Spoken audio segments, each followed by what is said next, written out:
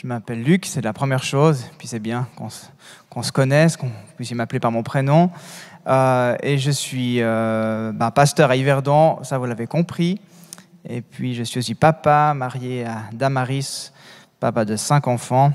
Et voilà, ça remplit à peu près mon temps, quoi. L'église et la famille. Et je suis très content d'être avec vous. J'étais venu une fois accompagner un orateur. Donc ça fait quelques années déjà. Donc voilà, je suis content d'être avec vous. Et je crois que... Ah mais quel service, c'est magnifique. C'est vrai que j'ai un peu couru pour arriver. C'était -1, comme on dit. Hein.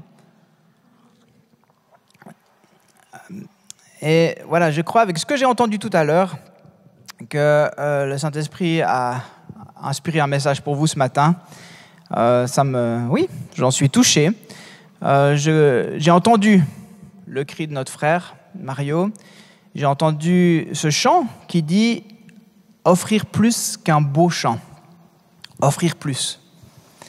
Et puis j'ai entendu une réponse de l'Assemblée avec plusieurs qui ont dit « ranime le feu, remplis-nous, donne-nous faim et soif ». Et le titre de mon message aujourd'hui, comme vous le voyez, c'est « Monte sur l'autel ». Et il y a des fois où on compte passablement ce qu'on fait pour Dieu. Peut-être vous avez déjà dit avec tout ce que je sacrifie, avec toutes les années même que j'ai peut-être données dans une église, dans une assemblée, avec tout ce que je fais, avec tous ces sacrifices. Et le Seigneur a un appel pour chacun, mais aussi peut-être pour l'assemblée, à monter sur l'autel. Alors je vous invite à apprendre 2 versets avec moi, les 2 versets dans Romains chapitre 12. Des versets probablement que vous avez lus, relus, mais qui ont une portée tellement profonde. Je vous encourage donc, frères et sœurs, par les compassions de Dieu, à offrir votre corps comme un sacrifice vivant, saint, agréable à Dieu. Ce sera de votre part un culte raisonnable. Ne vous conformez pas au monde actuel, mais soyez transformés par le renouvellement de l'intelligence, afin de discerner quelle est la volonté de Dieu, ce qui est bon, agréable et parfait. Amen. Alors, quelques mots rapides sur le contexte. Un peu comme la lettre aux Éphésiens, l'épître aux Romains a 2 sections distinctes. La première partie, elle est très doctrinale. On dit que c'est un peu une théologie systématique du Nouveau Testament.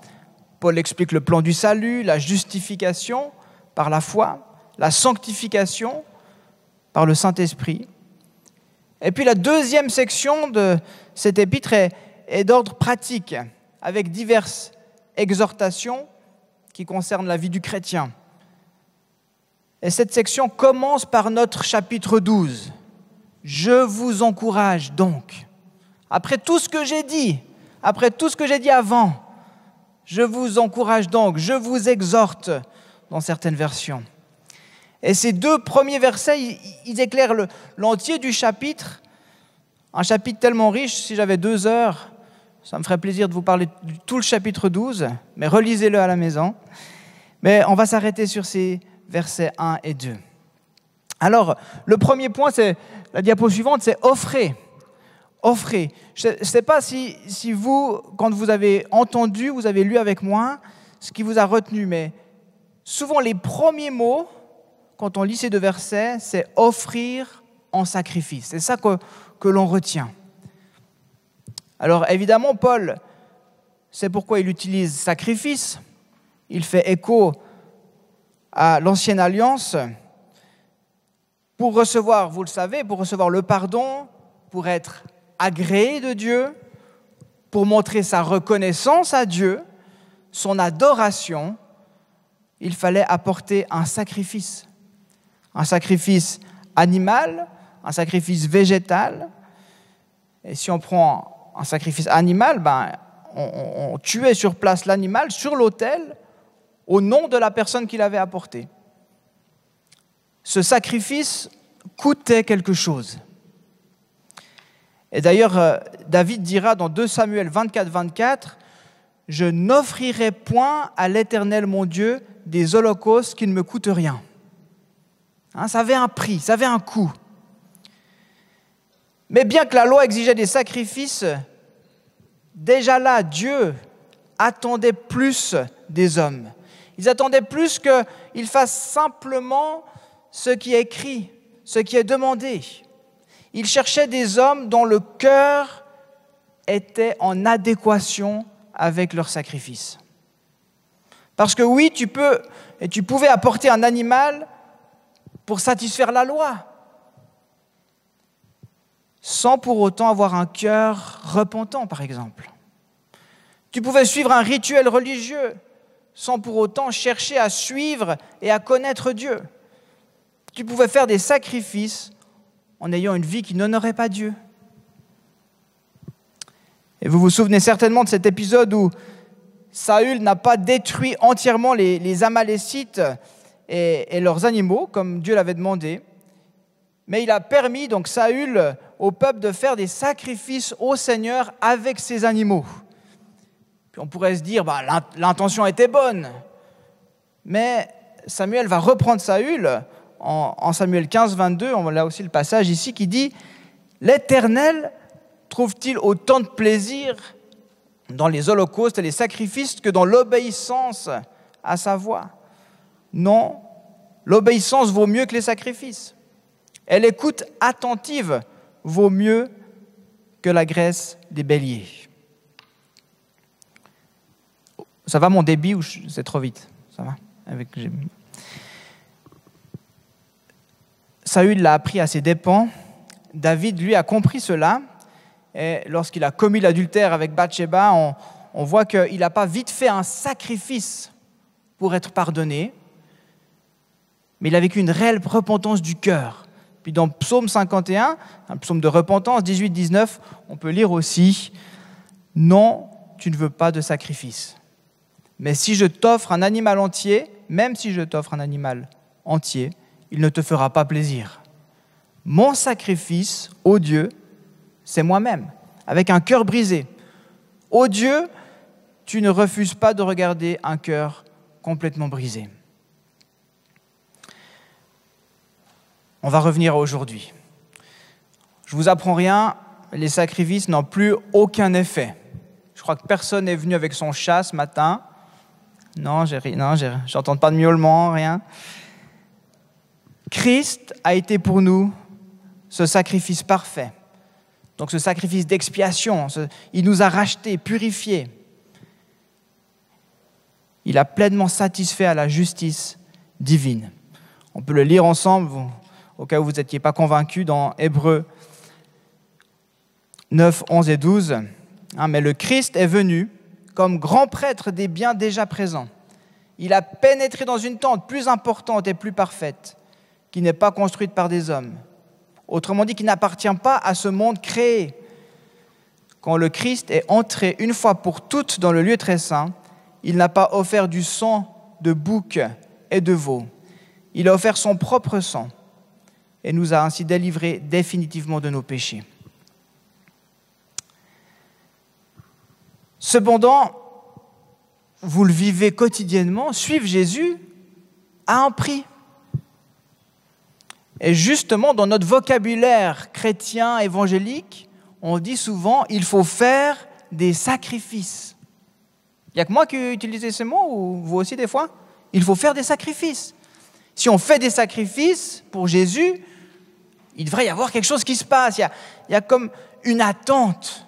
Regarde tout ce que je donne, regarde mes sacrifices. Il y a des choses auxquelles on renonce pour suivre Jésus. Personnellement, j'accepte de vivre avec moins plutôt que de courir après l'argent, après le succès du monde, car mes yeux sont ailleurs. Ils sont tournés vers Jésus.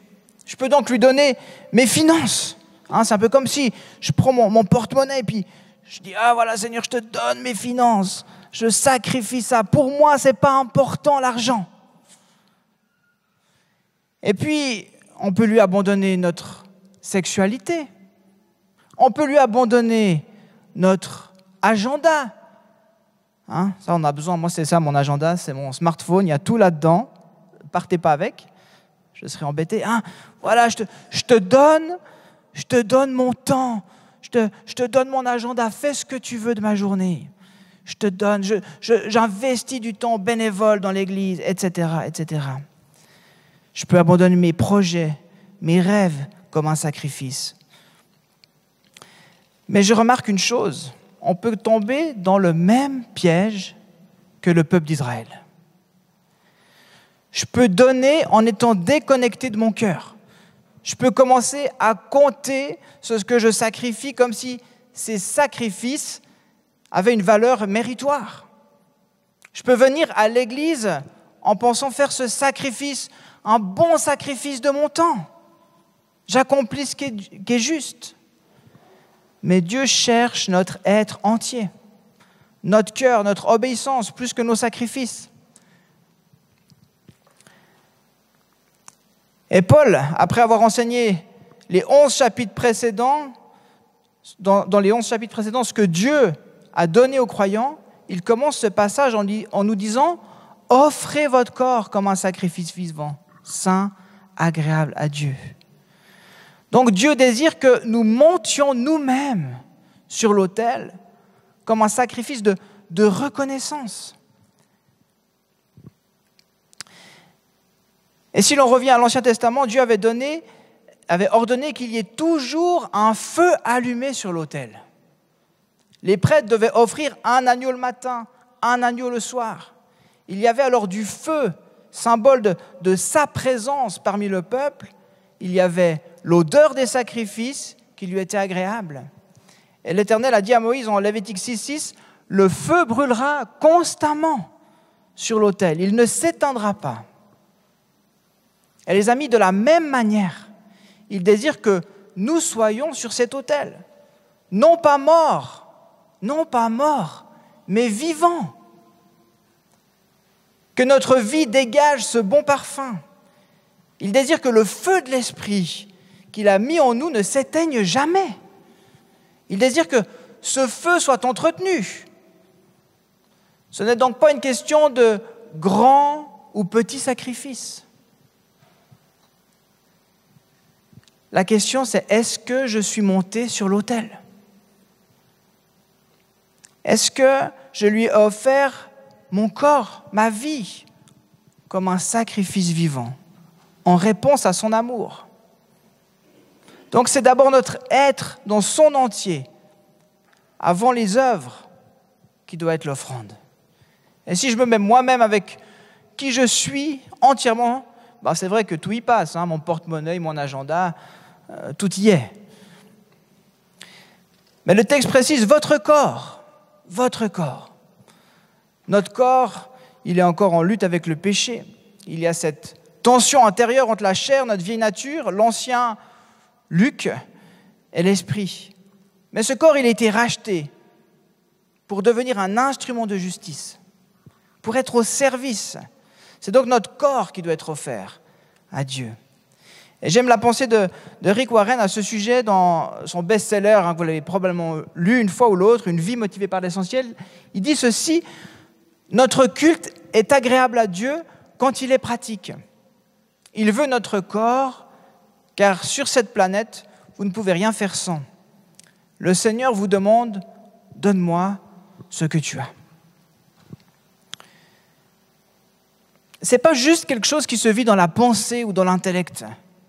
C'est se rendre pleinement disponible au Seigneur, d'une manière concrète, pratique.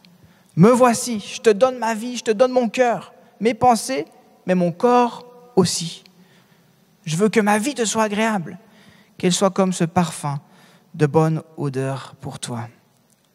Peut-être avez-vous fait déjà cette prière. Et le texte continue, et Paul ajoute, « Ce sera de votre part un culte raisonnable. » Alors moi je dis toujours, c'est écrit pour des Suisses.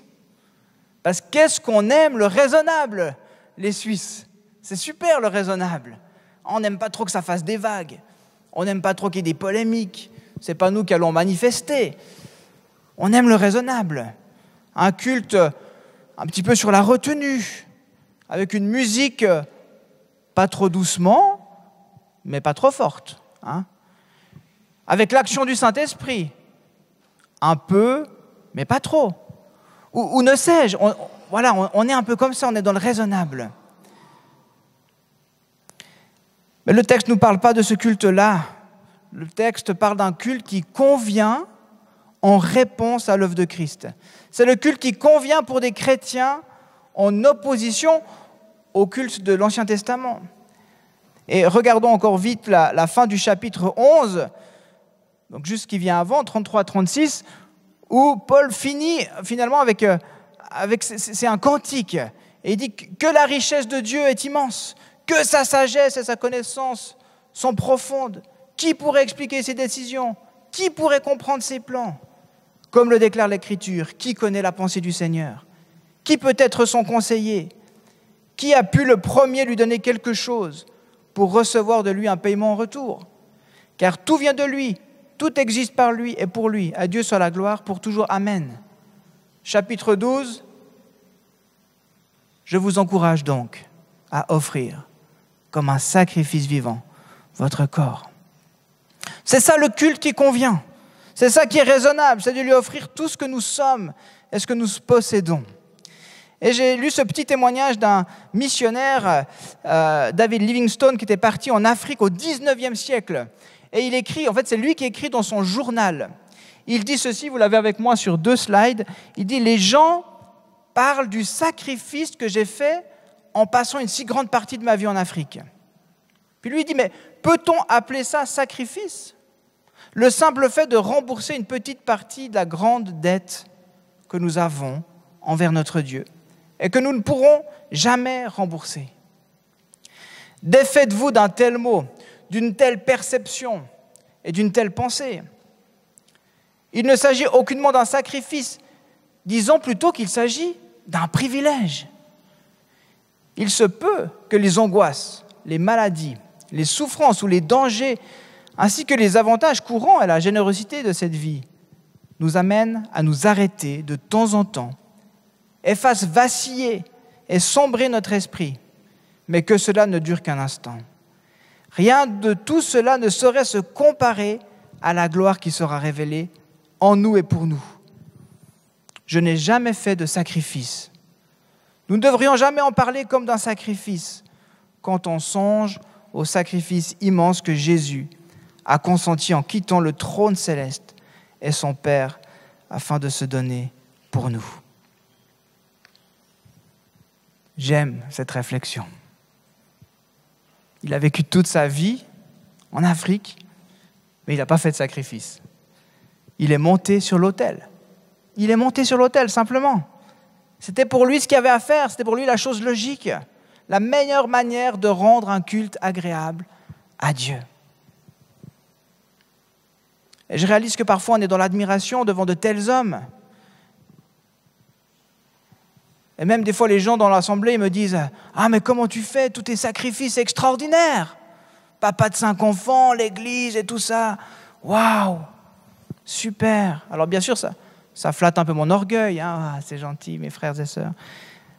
Mais en réalité non, je suis monté sur l'autel en lien avec l'appel que j'ai reçu. Simplement. Et j'aimerais vous encourager, frères et sœurs. Lorsqu'on monte sur l'autel, c'est là que tout commence. C'est là que tout devient possible. En encourageant Timothée à garder son feu allumé, Paul lui dit ceci, de Timothée 1,9, « Il nous a sauvés et nous a adressé un saint appel. Il ne l'a pas fait à cause de nos œuvres, mais à cause de son propre plan et de sa grâce qu'il nous a accordé en Jésus-Christ. » Tu as été sauvé et appelé. Et j'aimerais t'encourager à répondre à cet appel en montant sur cet autel ce matin. Ou peut-être en remontant sur cet autel. Offrez votre corps comme un sacrifice vivant. Et deuxièmement, vous êtes encore avec moi, ça va ? Deuxièmement, soyez transformés. Lorsqu'on monte sur l'autel, non seulement tu rends ce culte raisonnable, mais tu te places bien loin du conformisme ambiant. Et le verset 2 nous dit « Ne vous conformez pas au monde actuel, mais soyez transformés par le renouvellement de l'intelligence afin de discerner quelle est la volonté de Dieu, ce qui est bon, agréable et parfait. » Monter sur son autel, c'est se différencier du monde actuel, c'est discerner la volonté de Dieu et combien on en a besoin dans les circonstances actuelles que nous vivons. Combien on en a besoin de chrétiens qui montent sur l'autel et qui se laissent transformer. Nous ne sommes pas comme le monde et nous ne devons pas nous laisser modeler par l'esprit du monde. Voici comment Kenneth West, spécialiste du Nouveau Testament, a paraphrasé ce verset. Il dit « Cessez d'adopter une expression extérieure qui est modelée par le monde actuel. Une expression qui ne vient pas et qui n'est pas représentative de votre être intérieur en tant qu'enfant racheté par Dieu. » Est-ce que ça vous arrive de donner une image de vous qui ne reflète pas ce qui vit réellement à l'intérieur de vous? Est-ce que ça vous arrive? Vous vous trouvez dans un lieu que vous ne connaissez pas, avec des gens que vous ne connaissez pas, puis on essaye de se fondre dans le paysage, de faire comme tout le monde. C'est ça, se conformer. Et pour ne pas se conformer, on a besoin que notre esprit soit métamorphosé. C'est le mot grec qui est traduit par transformer. Notre pensée, intelligence a besoin d'un profond changement. On offre notre corps à Dieu ainsi que notre esprit qui est lié. Vous connaissez peut-être ce sigle, tu peux mettre, voilà, ça c'est rafraîchir la page. Ceux qui sont un peu, voilà, vous êtes tous, on n'a pas le choix d'avoir un ordinateur à la maison. De temps en temps, vous devez utiliser ce logo-là pour rafraîchir la page. Et moi, c'est comme ça que j'arrive un petit peu à imager lorsque le Saint-Esprit vient transformer notre pensée.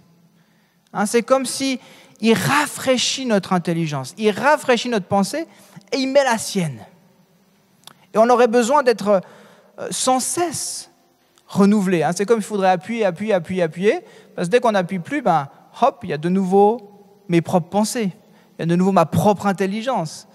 Bien que, il nous a fait avec une intelligence, il faut l'utiliser, mais on a besoin d'être renouvelé.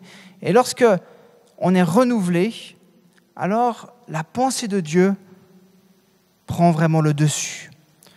Lorsque nous sommes transformés intérieurement, au niveau de notre esprit, il y a un changement qui est extérieur. On ne se conforme pas au monde présent, mais qu'est-ce qui se passe alors? On discerne. On discerne ce qui est conforme à la volonté de Dieu. Christ vit en nous, ça je ne vous l'apprends pas, Christ vit en nous par son esprit, et à mesure que mon esprit, mon intelligence se laisse transformer par Dieu, par son esprit, je peux discerner sa volonté. Je peux être un, je peux montrer qui est Christ. Et le but est que notre intelligence, nos pensées, notre esprit soient continuellement mis à jour, renouvelés par l'Esprit Saint. Et à force d'être transformé, d'être mis à jour, notre système, il commence à se transformer, il commence à se métamorphoser. Puis vous savez, on commence à comprendre, ah oui, c'est vrai, je ne dois pas oublier, je suis enfant de Dieu. Ah oui, je suis aimé de Dieu. Plus de doute dans mon esprit. Et puis les fruits de l'esprit font partie, ou le fruit de l'esprit fait partie de moi. Par exemple, l'Esprit Saint n'a plus besoin de me redire sans cesse « Sois patient, sois patient ». Parce qu'à un moment donné, il y a une transformation. C'est intégré, je le vis. Bien sûr, il y a des rechutes, surtout quand on manque de sommeil, par exemple. Mais on a besoin d'un renouvellement constant pour arriver à une métamorphose complète. Je suis presque au bout de mon message. Cette phrase de l'enseignant Derek Prince qui résume bien mon propos. Il a dit ceci: la transformation intérieure de nos pensées et de nos motivations ne peut s'accomplir sans que nous ayons renoncé à tous les droits sur notre corps et que nous l'ayons placé sans aucune réserve sur l'autel de Dieu, pour que Dieu l'utilise comme bon lui semble. Donc ce matin, au travers de ces 2 versets, il y a 2 invitations. Une première invitation claire du Saint-Esprit de se donner entièrement à Dieu, de monter sur l'autel. Puis une seconde invitation à se laisser transformer, à laisser notre esprit transformer par le Saint-Esprit, notre intelligence, nos pensées, afin de se conformer à la volonté de Dieu et non à celle du monde.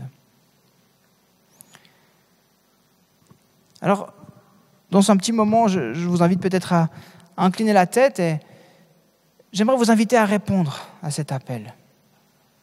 J'aimerais encore vous dire, mais ne lui donnons pas, et je m'inclus complètement, ne lui donnons pas juste ce qu'on veut lui donner, mais offrons nos vies entièrement. Ne cherchons pas à faire des choses pour être des bons chrétiens. Le Seigneur te dit ce matin, viens tel que tu es, avec tes peurs, avec tes faiblesses, tes échecs, avec ton potentiel, avec tes ressources, et offre-lui le tout. Mais tu peux lui dire ce matin, dans l'intimité, prends ma vie. Et j'aimerais encourager spécialement ceux qui sont peut-être descendus de cet autel.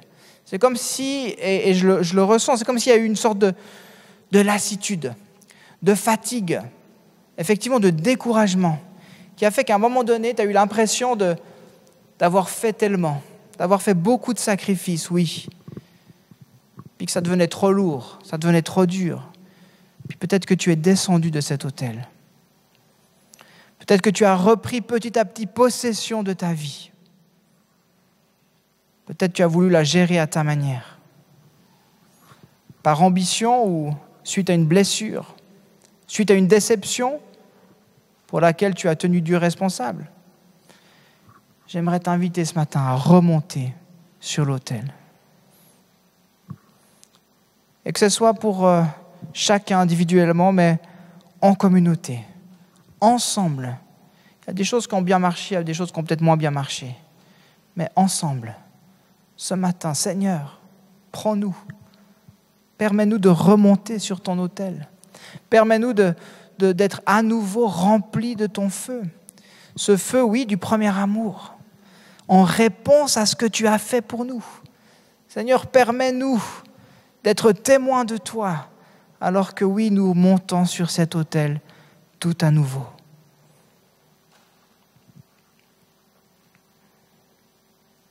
Ce matin, vous pouvez répondre à cet appel simplement en disant « Oui, Seigneur, prends ma vie, je te l'offre. » Et puis j'aimerais prier aussi pour celles et ceux qui aimeraient être renouvelés. Pour moi, ça va avec. Si on monte sur l'autel, automatiquement on accepte et on se laisse transformer dans notre intelligence. Et je veux encore prier pour celles et ceux qui désirent être pleinement renouvelés dans leur manière de voir, dans leur manière de comprendre, dans leur manière de discerner, afin d'être et de faire une différence. Et je crois que c'est encore vrai pour votre communauté. Alors que vous le faites ensemble, vous ne serez pas conforme au monde, mais vous pourrez faire une différence. Et ce n'est pas juste avec des chants, ce n'est pas juste en venant le dimanche matin. Bien sûr que non. C'est vous ensemble, corps de Christ, dans cette ville de Vevey. Je vous invite à la prière. Seigneur, tu connais les cœurs. Tu connais nos vies, nos histoires. Tu connais aussi des fois nos impressions d'avoir tellement fait, tellement donné. Et puis ces sentiments de découragement qui arrivent lorsque il n'y a pas le fruit escompté, lorsque ça ne vient pas comme on attend. Et tu connais nos tendances à redescendre de l'autel, à laisser finalement, c'est comme si de l'eau était mise sur notre feu et on redescend de l'autel, frustré, déçu, en disant on fera autrement, on fera ailleurs. Et Seigneur, je veux prier pour chacun ce matin, pour ton Église, pour cette communauté locale ici, pour celles et ceux qui ont répondu ce matin au fond de leur cœur en disant « Oui, oui Seigneur, oui, je veux monter sur l'autel. Oui Seigneur, je veux te redonner ma vie. Oui Seigneur, je veux ce feu et je veux que ce feu ne s'arrête pas. » Saint-Esprit, merci de venir maintenant les couvrir, de venir maintenant les combler, de venir maintenant les restaurer. Seigneur, tu vois là où il y a des blessures, mais Seigneur, tu viens restaurer. Et Seigneur, merci parce que, comme Paul nous dit, je vous encourage, frères et sœurs. Seigneur, encore ce matin, tu nous encourages. Oui, faites-le encore. Oui, montez sur cet autel. Oui, je vois vos cœurs. Oui, Seigneur, merci Saint-Esprit pour ton œuvre.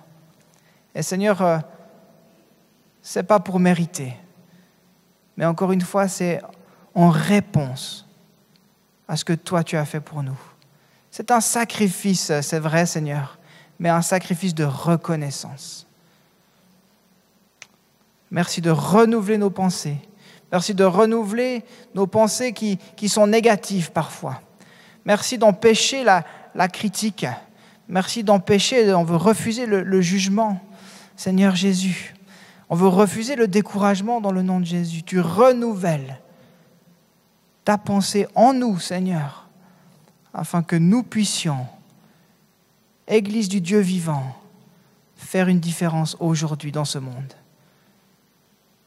Église de Vevey, ô Jésus, merci, tu souffles et tu œuvres parfaitement. Gloire à toi, Jésus. Amen.